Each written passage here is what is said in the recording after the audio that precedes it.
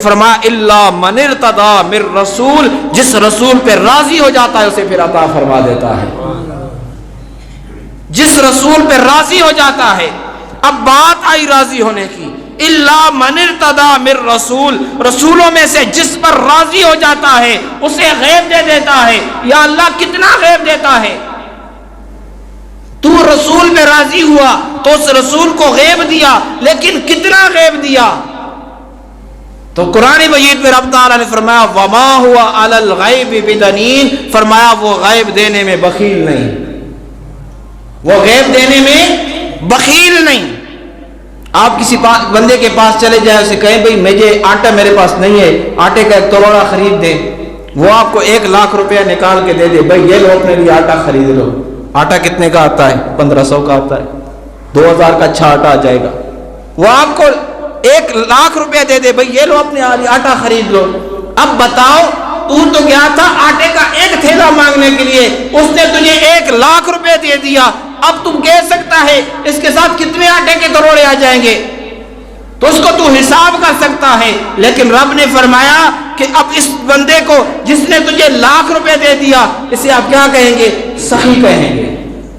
آپ کسی کے پاس چلے جائیں، بھئی مجھے 10 روپے کی ضرورت ہے، وہ کہے میرے پاس تو یہ 98 ہے، لے لو، آپ کہیں گے کتنا بخیل ہے کہ 1 روپیہ بھی نہیں دے سکا، 98 سے ہوتا کیا ہے؟ ایک مچھی، ایک ٹافی بھی نہیں 98 کی ہوتی، یہ کتنا بخیل ہے کہ مجھے اس نے 98 دے دی جس کے ساتھ کچھ بھی نہیں ملتا۔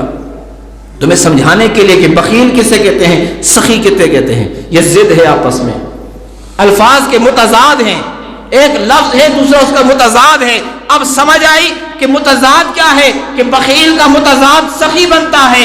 سخی کسے کہتے ہیں؟ 10 مانگنے جائیں تو 100 دے دے، اسے سخی کہتے ہیں۔ 100 مانگنے جائیں تو 1,00,000 دے دے، اسے سخی کہتے ہیں۔ 1,00,000 مانگنے جائیں تو کروڑ دے دے، اسے سخی کہتے ہیں۔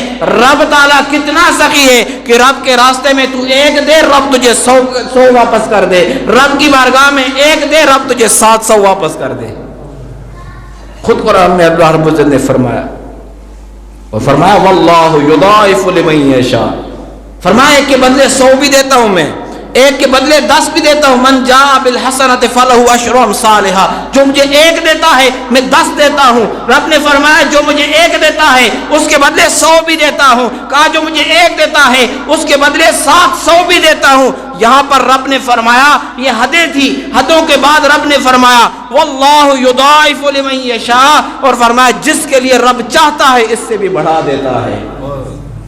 700 کے بعد حد نہیں ہے، فرمایا واللہ یضاعف لمن یشاء، جس کے لیے چاہتا ہے اس سے بھی بڑھا کے دے دیتا ہے۔ کتنا بڑھا کے دیتا ہے اب کوئی نہیں بیان کر سکتا۔ 700 تک رب نے خود قرآن میں ذکر کیا، اور 700 سے جب بڑھا دے کوئی بیان نہیں کر سکتا۔ فرمایا کتنا دیتا ہے؟ فرمایا یؤتیہ من یشاء، فرمایا جسے وہ دیتا ہے اس کو کوئی شمار نہیں کر سکتا، اس کی عطا کو کوئی جو ہے دیکھ نہیں سکتا۔ تو رب نے فرمایا الا من ارتضی من رسول، میں جس رسول پہ راضی ہوتا ہوں اسے علم غیب عطا فرما دیتا ہوں۔ یا اللہ کتنا دیتا ہے؟ رب نے فرمایا کتنے کی بات کرتا ہے؟ تو میرا قرآن پڑھ، قرآن یہ کہتا ہے وما هو علی الغیب بدنین، وہ رب غیب دینے میں بخیل نہیں۔ جب بخیل نہیں تو سخی ہے۔ اب سخی کتنا دیتا ہے میں نے مثال دے کے سمجھا دیا۔ رب سخی ہے، اپنے محبوب کو دے رہا ہے، کتنا دے رہا ہے یہ نہیں، بات ختم ہو گئی۔ رب نے فرمایا میں سخی ہوں، جو چاہوں عطا کر دوں۔ یا اللہ کتنا دیتا ہے؟ رب نے قرآن میں فرمایا وَلَسَوْفَ يُعْطِيكَ رَبُّكَ فَتَرْضَىٰ، ان قریب اے محبوب ہم تجھے اتنا دیں گے کہ تو راضی ہو جائے گا۔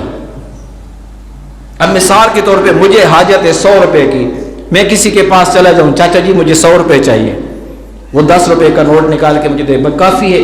میں کہوں نہیں۔ وہ 10 اور دے دے، 20 ہو جائیں، کافی ہے؟ میں کہوں نہیں۔ وہ 10 اور دے دے، 30 ہو جائیں، کافی ہے؟ میں کہوں نہیں۔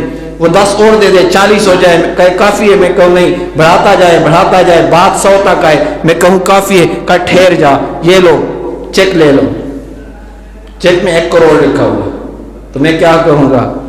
کہوں گا بڑا سخی ہے، 100 مانگنے گیا تھا کروڑ دے دیا ہے۔ اب میری مرضی تھی کہ مجھے 100 مل جائے، اس نے مجھے کروڑ دیا ہے، میں کتنا خوش ہو جاؤں گا۔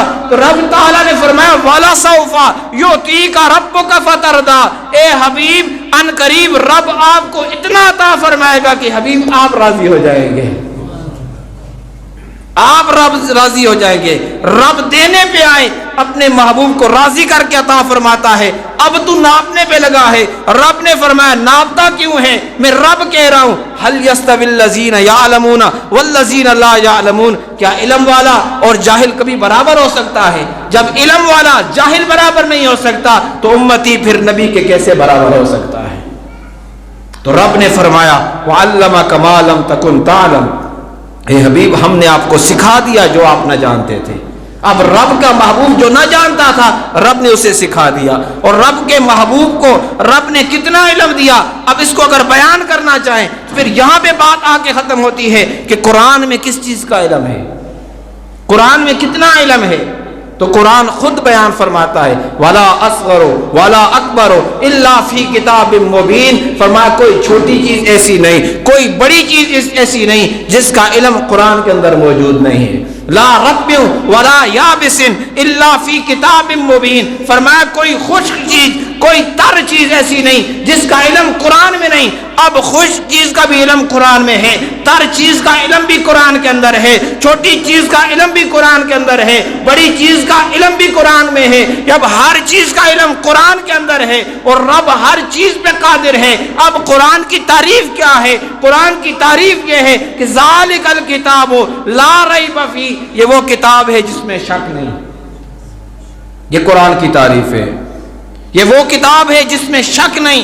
یہ علم کا خزانہ ہے، یہ شفا کا خزانہ ہے، یہ رحمتوں کا خزانہ ہے، یہ فضل کا خزانہ ہے، یہ علم کا خزانہ ہے، یہ حکمت کا خزانہ ہے، یہ دعاؤں کا خزانہ ہے، یہ ہر چیز کی دعا کا خزانہ ہے، ہر چیز کی رحمت کا خزانہ ہے، ہر چیز کی برکت کا خزانہ ہے. یہ رحمت کا خزانہ ہے، رحمانیت کا خزانہ ہے، رحیمیت کا خزانہ ہے، ملک الموت کا خزانہ ہے، قدوس کا خزانہ ہے. جو رب کی تعریف ہے وہ رب کے کلام کے اندر موجود ہے. جو رب کی پیدا ہوئی کی چیز ہے وہ قرآن کے اندر موجود ہے. جو رب نے جس چیز کو بخشا ہے وہ قرآن کے اندر موجود ہے. جب ہر چیز کا علم قرآن کے اندر موجود ہے اور قرآن کو رب نے اپنے محبوب کا معجزہ بنا دیا ہے.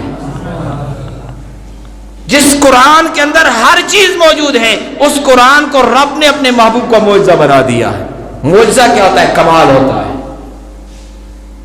آپ میں سے کسی کا کمال یہ ہوگا کہ پلستر اچھا کرتا ہوگا، کسی کا کمال یہ ہوگا کہ اس کے جو ہے جب کوئی چیز بناتا ہوگا لیول کی ضرورت نہیں پڑتی ہوگی، بھئی اس کا لیول اس کا کام ہی اس کا لیول ہے. کسی کا معیار یہ ہوگا کہ وہ اگر بات کرے گا اتنی سچی کرے گا، کہے گا پرکھنے کی ضرورت نہیں ہے، اس کی بات ہی سچی ہے، اس کا لیول یہ ہے کہ جھوٹ نہیں بولتا.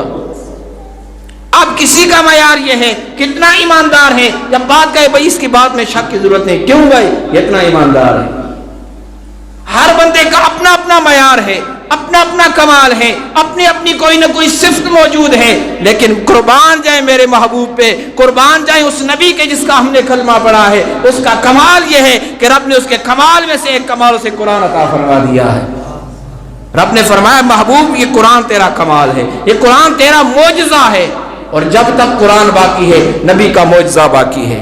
جب تک قرآن پڑھا جاتا رہے گا نبی کے معجزے کی تلاوت ہوتی رہے گی تو گویا جب تک فیضان باقی ہے اس وقت تک محبوب کا مقام باقی ہے. اور جب تک فیضان سے برکتیں لیتی جاری رہے گی، جب تک اس فیضان کی برکتیں جاری رہیں گی اس وقت تک اس محبوب کی رحمت جاری رہے گی.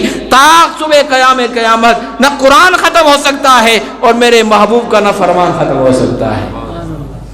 تو رب تعالیٰ نے فرما دیا ذالک الکتاب لا ریب فیہ. جس کے معجزے کا یہ کمال ہے اس کے اندر شک نہیں، اس نبی کا پھر کیا کمال ہوگا. ہم رب کو کیسے جانتے ہیں؟ آخری بات کرتا ہوں، ٹائم ہو گیا ہے. ہم رب کو کیسے جانتے ہیں؟ سوال اٹھتا ہے رب کو کیسے جانتے ہیں؟ ہم رب کو مانتے ہیں رب کیا ہے؟ وحدہ لا شریک ہے، یہ کل کائنات رب نے پیدا کی ہے. ہم رب کو کیسے جانتے ہیں؟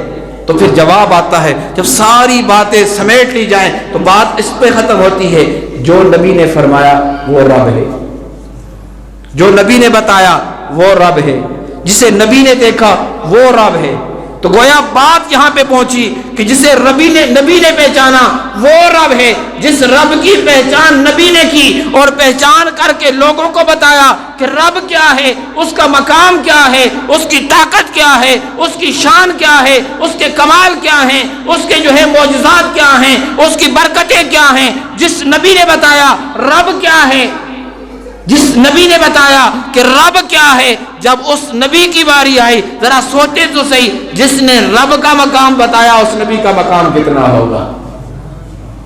جس نبی نے رب کی شان بتائی اس نبی کی شان کیا ہوگی؟ جس نے اس رب کو دیکھا پھر اس محبوب کی شان کیا ہوگی؟ تو پھر یہاں پر بات آ کے ختم ہوتی ہے، انا اعطیناک الکوثر، اے حبیب ہم نے آپ کو خیر کثیر عطا فرما دی ہے۔